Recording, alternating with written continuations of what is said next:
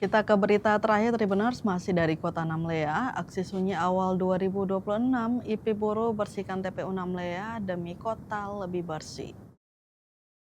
Keluarga Besar Ikatan Perempuan Ikhlas atau IP Kabupaten Buru mengawali tahun 2026 dengan menggelar kegiatan bakti sosial berupa aksi bersih-bersih di tempat pemakaman umum atau TPU Namlea.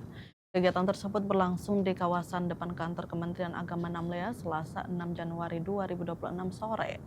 Aksi sosial ini dilakukan sebagai bentuk amal jariah sekaligus wujud kepedulian terhadap kebersihan dan penataan lingkungan kota agar lebih bersih dan nyaman. Berdasarkan pantauan tribunnamun.com di lokasi sekitar pukul 3 sore, sejumlah pepohonan rindang di area TPU telah dipangkas dan ditata rapi. Rumput-rumput liar juga dicabut dan dibersihkan sehingga kawasan pemakaman terlihat lebih terbuka dan mudah dijangkau dibandingkan sebelumnya.